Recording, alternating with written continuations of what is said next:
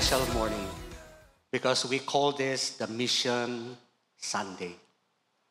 And this is the culmination of almost a month long of celebration of missions. And today, in our booth, we have tribal animism. So you'll get to try the food of the Aita, Ambala. Okay, a blessed Mission Sunday to you. Welcome to our message entitled, How to Succeed in Ministry or Missions. And our passage will come from Colossians chapter 1, verse 24 to 29. Robert Charles Sproul, more fondly known as R.C. Sproul, a popular theologian, a gifted communicator, and writer, relates his conversation with one of his students. The college student asked, "What was it like when you were just a minister?" Sproul becomes almost indignant at the question, responded, "What do you mean, just a minister? Don't you realize that ministry is the highest calling on earth? God had only one son, and he made him a minister." Dr. Sproul was probably having fun with his student, but he was also making a very serious point, that Christian ministry is the highest calling. What does it take to succeed in ministry? In Colossians chapter 1, verse 24 to 29, Paul discusses 4 indispensable attributes for success in ministry and how they drove him to be the person he was. In this attitude, we see a blueprint of success in ministry. If we apply them to our ministry, even marriage, children, or anything else, we will be successful. Before going there, let's take a look at the context of our passage, looking at the background, the purpose of the book of Colossians before we go there. Paul, at this time, was in prison in Rome. He sent his letter to his fellow servant Epaphras with 3 purposes in mind. First, to refute the heresy, the false teaching that was beginning to infiltrate the church. Second, to give practical instruction in deepening their walk with Christ. And the third, to update on his current situation. The main message of the whole of the book of Colossians is this: because of the complete supremacy of Christ over human philosophy and tradition, Christians should become complete in Christ, be aware of the danger of false teaching, and behave in a way that will glorify God. The main thing I want us to remember from this message today is this. In the last 6 verses of Colossians chapter 1, Paul uses this understanding of Christ's supremacy to give us a powerful perspective regarding the 4 attitudes needed to be victorious in ministry. First, willingness to suffer. Second, willingness to serve. Third, willingness to disciple. And the fourth, willingness to struggle. So in verse 24 to 29, Paul is telling us this: to succeed in ministry or missions, we need to be willing to SSDS. SSDS. Nahirapan ako dun sa D, kaya nga napilitan ako to just use D. Sana SSSS. SSDS. Suffer, verse 24. Serve, 25 to 27. Disciple, 28. Struggle, 29. Let's repeat this. To succeed in ministry or missions, we need to be willing to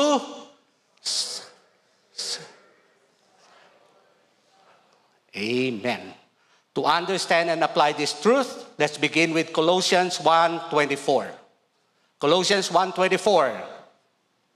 Now I rejoice in what I'm suffering for you, and I fill up in my flesh what is lacking in regards to Christ's afflictions, and for the sake of his body, which is the church. In this verse, I want us to take note of 3 facts. First, Paul clearly says he rejoices in what he is suffering. From a human perspective, this is illogical. This is not logical. But even Romans 5:3 tells us that they are exulting in tribulation. They are joyful in tribulation. And in Acts 5:41, we are told that the apostles rejoice when they have been counted worthy to suffer for Christ. Why rejoice? This leads us to the next fact. Fact number 2. Paul tells us that his suffering brought good to the church. Without the willingness of Paul to suffer, there would be no church in Asia. The gospel has always spread best through sufferings of its leaders. And Paul's suffering was on behalf of the church. Believers always grow better in the midst of suffering, and it makes the church stronger. Paul saw that his suffering benefited the church, and this was cause for rejoicing. Third fact, Paul described his suffering as filling up what is lacking in regards to Christ's afflictions.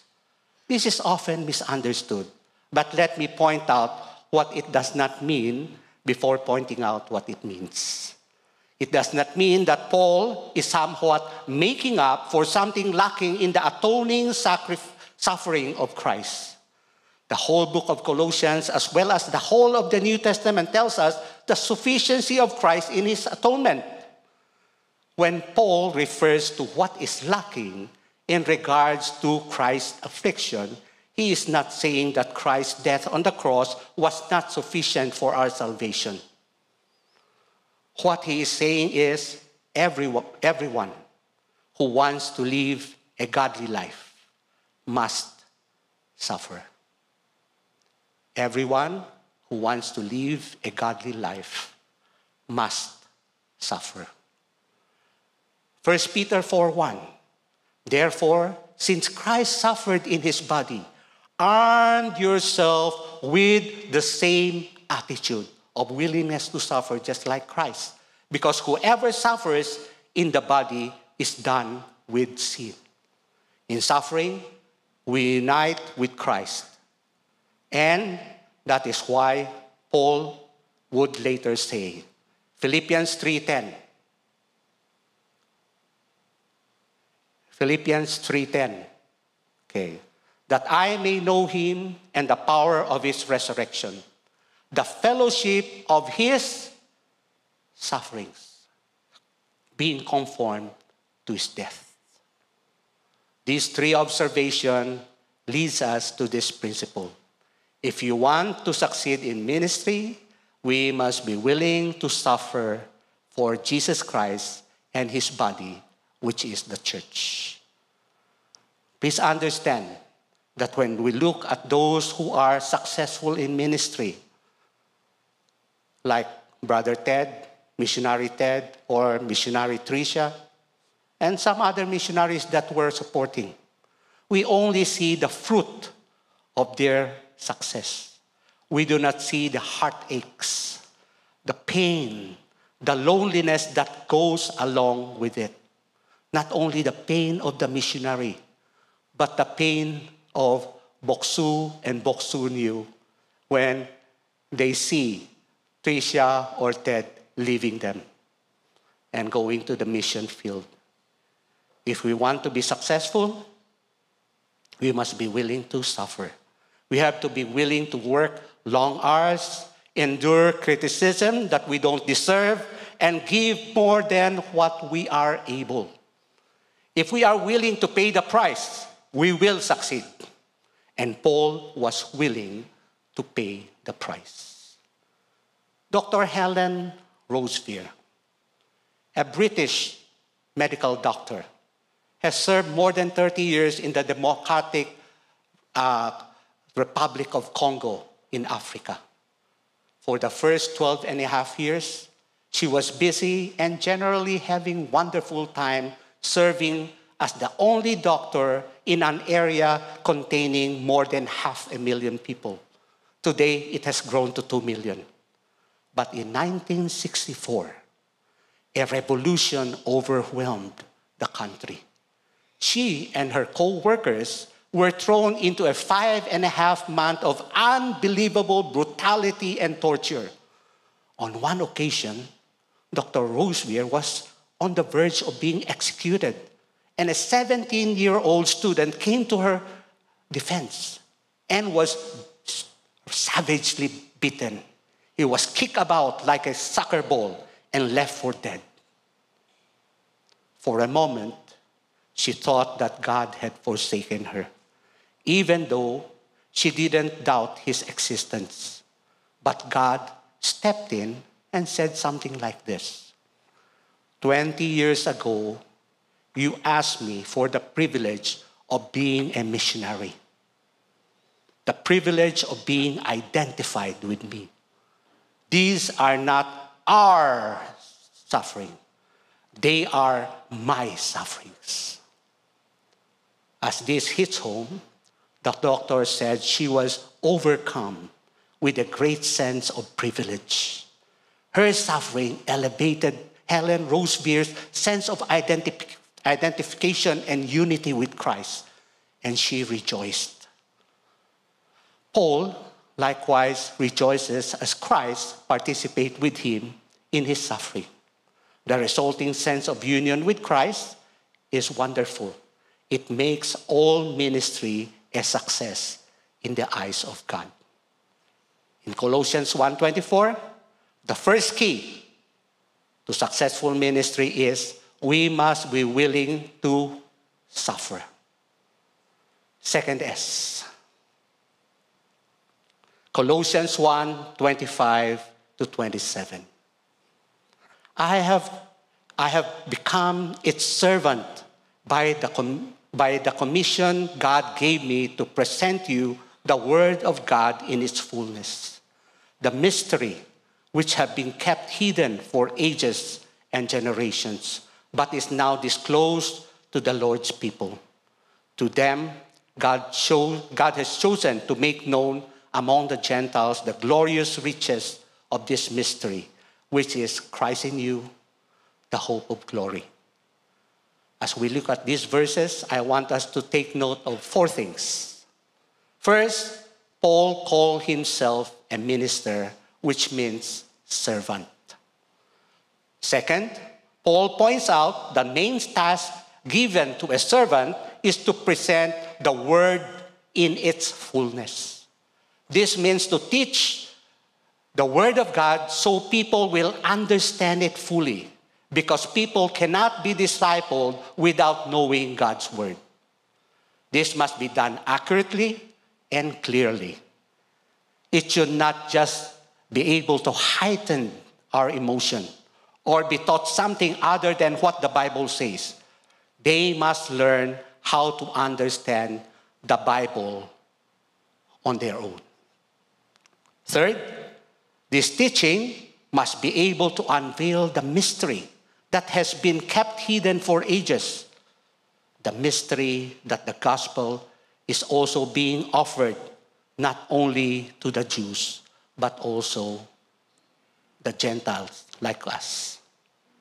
Isaiah 49:6.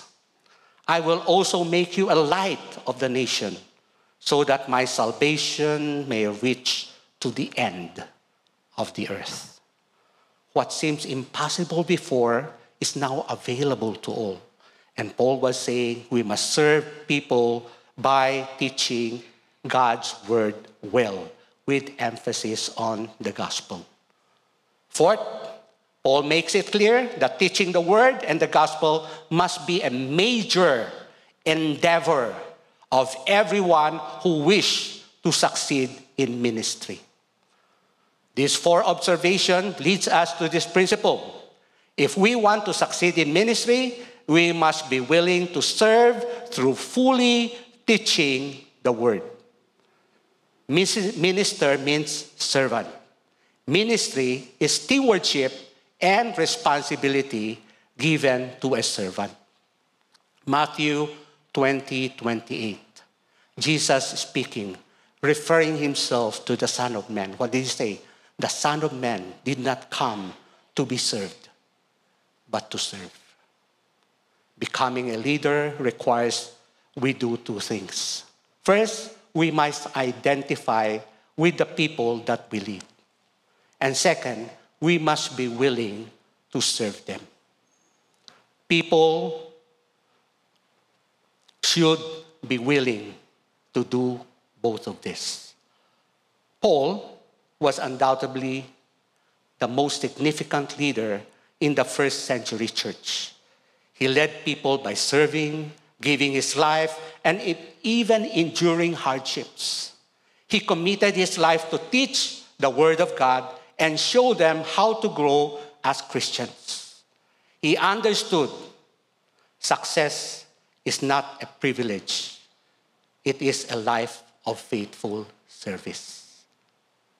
Success is not a privilege.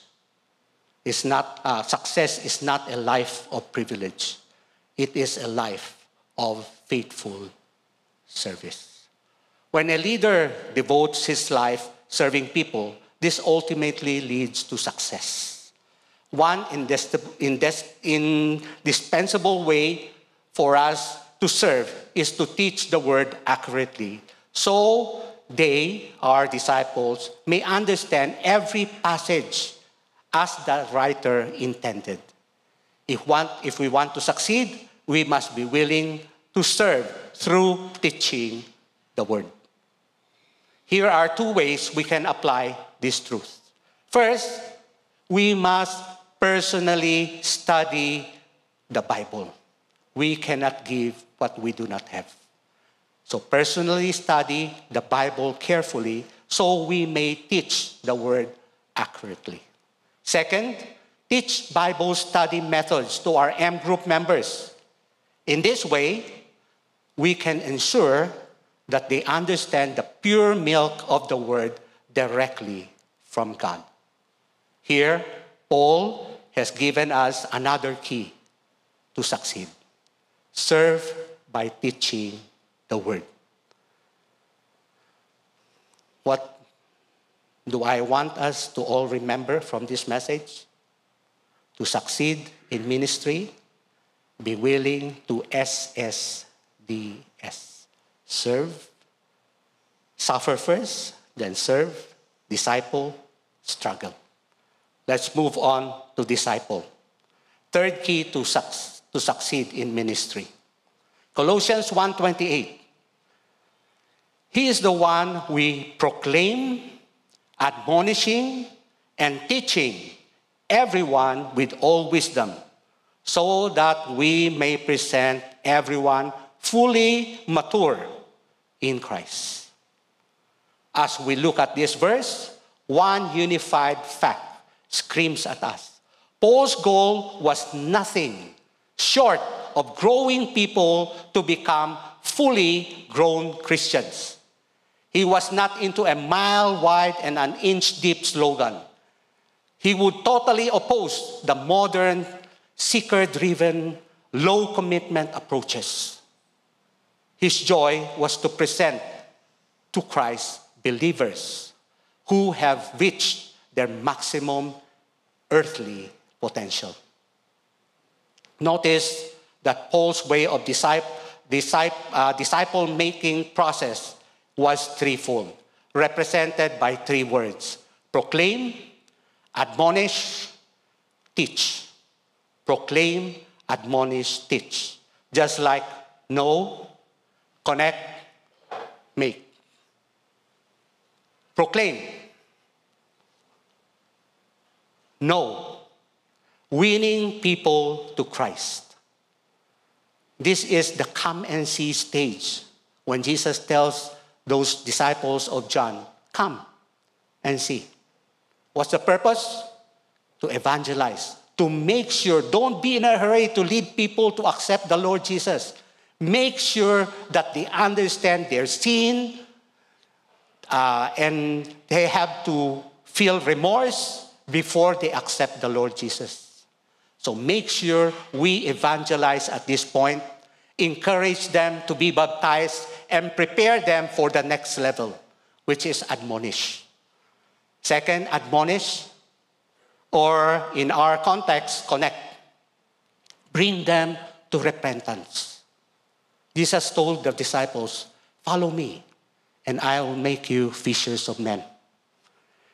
In this stage, we make sure that they do all the basic Christian habits, like praying, reading the Bible, meditating, memorizing verses, sharing the Word of God, applying what they read to their lives. And the third one is teaching. Develop fully mature disciple makers. So in the first part, we make sure that they accept the Lord Jesus and be baptized, prepare for the next part. The next part, which is proclaim, admonish, make sure that they learn all the basic Christian habits and prepare them to become disciple makers. And the third one, when they come to the stage of teach, this is where they develop fully mature disciple makers. This is the make part. They have to go out and start making disciples. Note also the word everyone in our verse. Everyone was used 2 times. Paul believed that Christ was for everyone, and everyone needed to be encouraged and helped to become the best disciple maker. He programmed discipleship for all, not just for the highly committed. The principle is this: the focus of every act of our ministry should be to disciple every person to complete maturity. Complete maturity. How many of us here are M group leaders? Please raise your hand. M group leaders? Is complete maturity our focus in our M group? What are we doing for this to happen? Paul did not shrink from the work that needed to be done to make disciples. His idea of success was not simply numbers, but disciples. Dr. Howard Hendricks, a professor of Dallas Theological Seminary, was fully committed to disciple making. He challenged his students to see success in ministry the way Paul does. One day, one of his students who had graduated was leading a church called Dr. Hendricks, full of excitement over the attendance of his church. He said, "Prof, guess what? We had 800 in church last Sunday," thinking that he would get a praise the Lord. Instead, Dr. Hendricks said, 800 what? The young pastor got the point.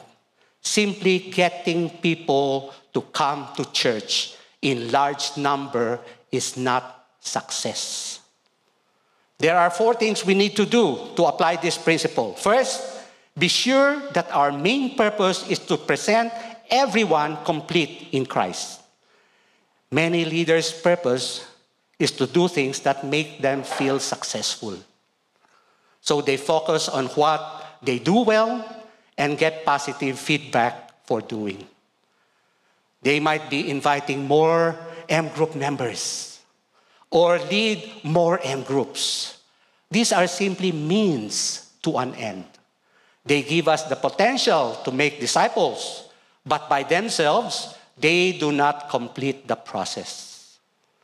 Please be a servant. continue focusing on God's number one priority. Make fully mature disciples. Second, design a spiritual growth pathway. Design a process, disciple-making process. So everyone will know every step in the process of growing from where they are right now to full maturity.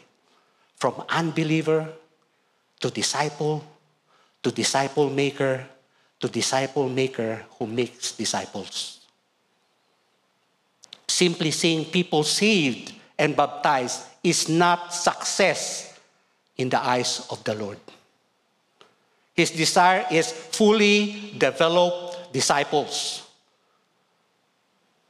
To be successful in ministry, we need to give people all they need as they go through the every phase of maturity, from know to connect to make. Know, make sure they accept the Lord. Make sure they get baptized. Prepare them for the connect. When it comes to connect, make sure they develop all the Christian habits and make sure they understand that they won't just be disciple, but be disciple makers. Then go to connect. No connect, then make. Make sure that they know that when they come to that stage, they have to start their own M group and develop disciples who makes disciples.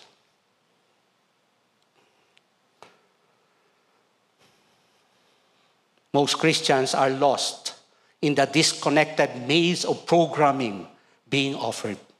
In order to help design a spiritual growth pathway, clear pathways that believers can join, graduate each to the next so they may grow to full maturity.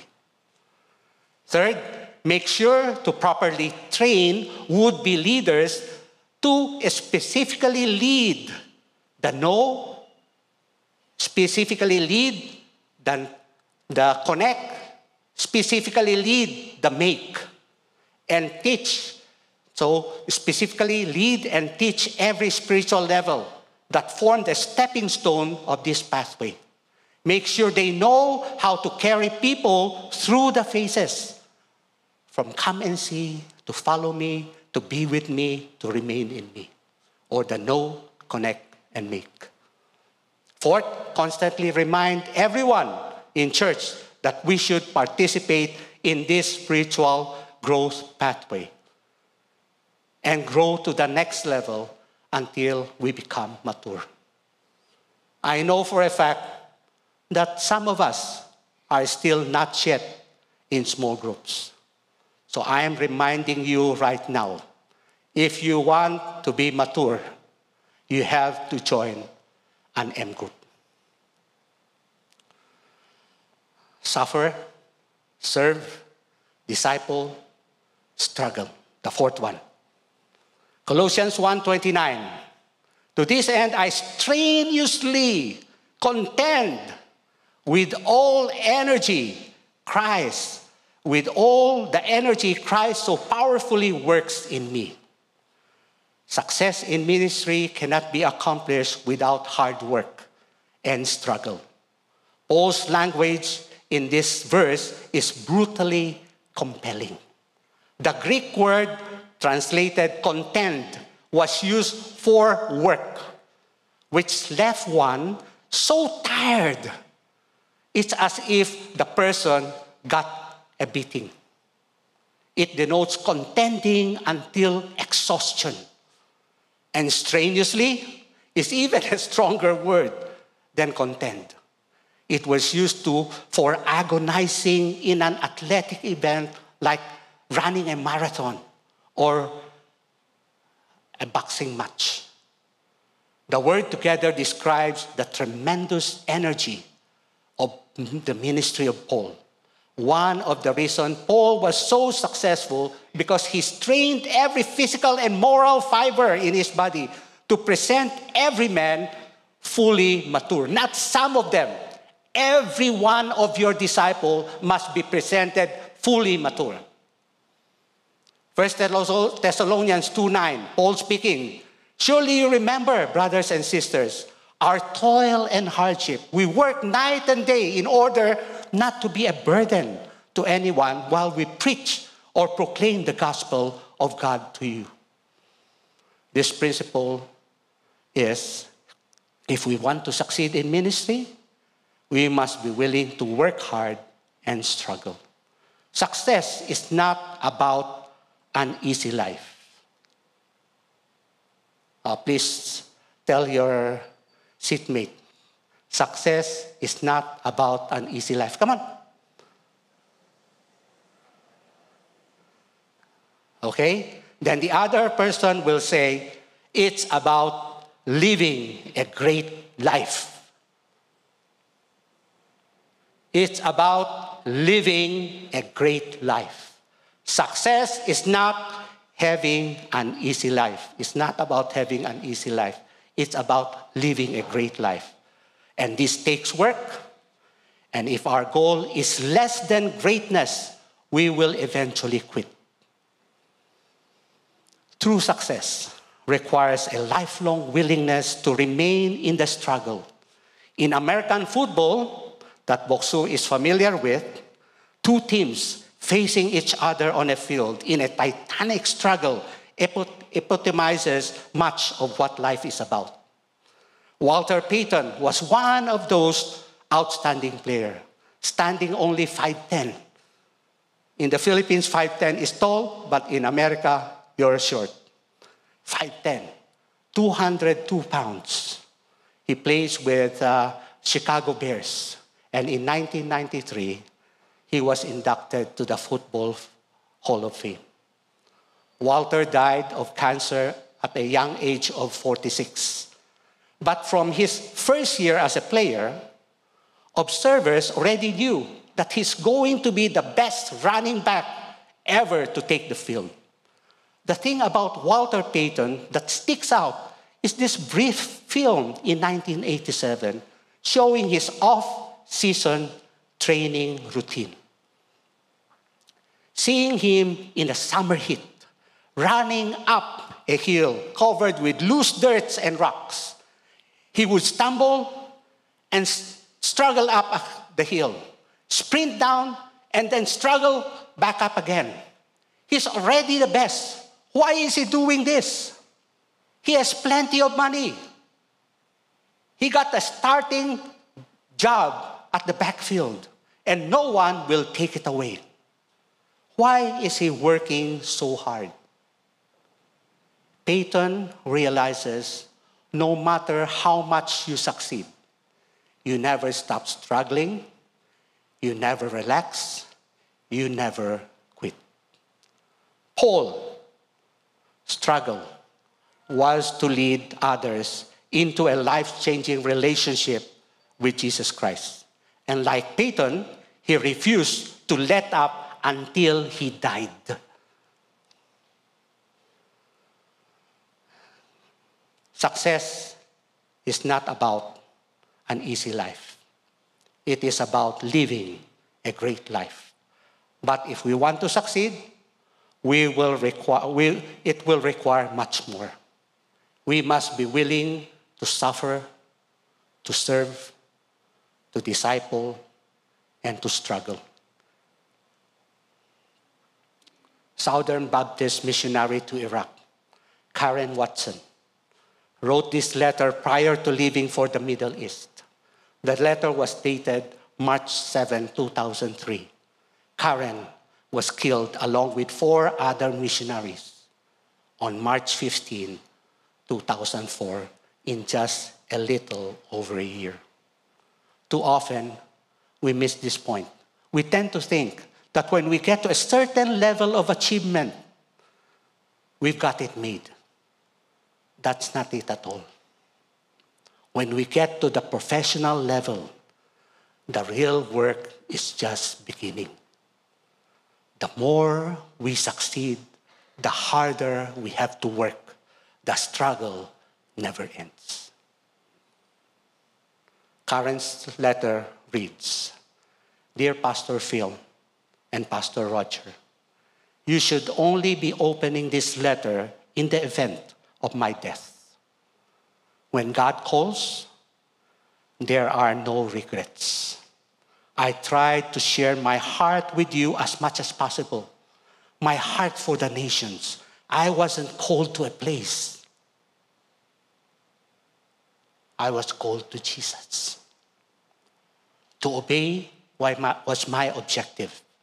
To suffer was expected. His glory, my reward. One of the most important things to remember right now is to preserve the work. I'm writing this to you as if I'm still working with my people group. I thank you so much for the prayer and support. Surely your reward in heaven will be great. Thank you for investing in my life and spiritual well-being. Keep sending missionaries out. In regards to any memorial service, keep it simple, keep it small. Yes, simply share the gospel. Be bold and share the life-saving, life-changing, forever eternal gospel. Give glory and honor to our Father. To succeed in ministry, each of us must do 4 things.